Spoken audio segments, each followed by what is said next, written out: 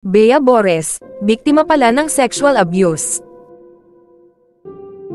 Naging emosyonal ang Cade ng Ginto star na si Bea Bores, habang nagbabalik tanaw sa panahong nag-record ang kanyang kuya ng video sa kanya, habang naliligo sa kanyang kabataan. Sa kabila nito, sa huli ay pinili niyang patawarin siya. Naalala ni Bores ang nakakasakit na pangyayari, sa isang sit-down interview kay Tony Gonzaga noong Linggo ika-25 ng Agosto, na ibinahagi na ang kanyang nakatatandang kapatid, ang gumanap bilang isang parental figure. Dahil sa hindi nila pagkakaroon ng positibong relasyon sa kanilang mga namatay ng magulang. Laging may away, laging may kulang, lagi silang wala, there were always fights. I always felt that something was missing. They were not there for me. Nagsimula siya habang ibinabahagi na ang kanyang ina ay na-diagnose na may bipolar depression noong 2018 o 2019. Habang nagkukwento tungkol sa relasyon nila ng kanyang kuya, ibinahagi ni Bores na nag-record siya ng video niya habang naliligo noong siya ay 13 o 14 taong gulang. Ngayon talaga, sobrang love ko si kuya, pero growing up, hindi naging okay ang relationship namin kasi paano ba sasabihin? Sexual abuse, po ba yun?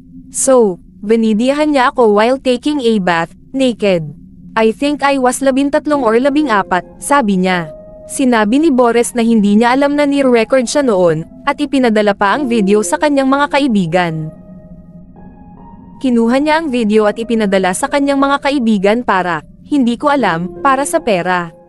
Hindi ko alam eh, nakita ko na habang kinakalikot ko yung phone niya.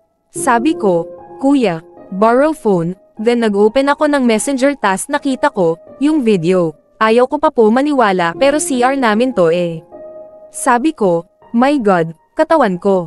Kuya, what's this? Tapos hindi siya makasalita. Sa kabila ng paunang paghingi ng tawad ng kanyang kuya, sinabi ng actress internet personality na napailing siya habang inirereklamo ang insidente sa kanyang mga magulang at tiyuhin. Nagwawala na po ako, tapos, si kuya, hindi na po siya makaimik kasi parang siguro na-realize niya na mali din ginawa niya. Then, umalis siya to the point na nag-worry lahat kasi baka kung anong gawin niya, sa sarili niya, kasi si kuya din po, bipolar din siya. Ang hirap kasi yung kuya ko bipolar and mommy ko rin bipolar. Ibinahagi ni Bores na tinanong siya ng kanyang mga magulang, kung sa una ay gusto niyang magsampa ng police blotter laban sa kanya, ngunit pinili niyang ipagamot siya. Ngunit bago ang insidente, naalala niya na ilang beses na siyang nahawakan ng kanyang kuya nang hindi nararapat. Parang ayun na yung last. Pero before that, I saw the signs na deny ko lang and my mom know it. She didn't tolerate it kasi pinapalayo na niya ako kay kuya. Parang sinasabi ng mommy ko na, huwag kang mag-shorts, huwag kang mag-skirt. Kasi, every time na nagsusuot ako ng maikli, pinipicturean ni kuya pa kunwari. Tapos kapag tulog ako, hinahawakan niya ako, inappropriately.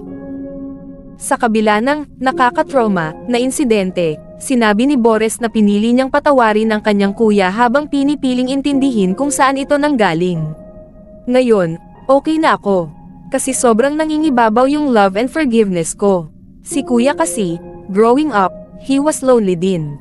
He was depressed, parang lalaki eh. Nagke-crave din siya ng female validation siguro. So parang feeling ko, nilalabas niya sa akin yun, saad niya. Siguro nag-overshare ako, pero yung mga past experiences ko, nahubog ako sa pagkatao ko ngayon. Maayos at napatawad na ang lahat, kaya naman naging komportable ako na ibahagi ang aking kwento, she said. Marami na akong hinarap na backlash. Pero sana matigil na natin ang pagpapahirap sa kapatid ko. Inulit ni Bores na ang kanyang nakatatandang kapatid na lalaki ay maraming natutunan mula noong insidente, na sinabing nasaksihan ng kanyang pamilya ang kanyang paglaki sa paglipas ng mga taon. Nakakuha siya ng propesyonal na tulong at marami siyang natutunan. Nasaksihan natin ang kanyang pagbabago at paglago. Mahal ko siya at matagal ko na siyang pinatawad. Mangyaring isantabi ang iyong mga bias at panoorin ang buong bagay. Mabuting tao ang kuya ko. He did his part and helped himself, saad pa niya.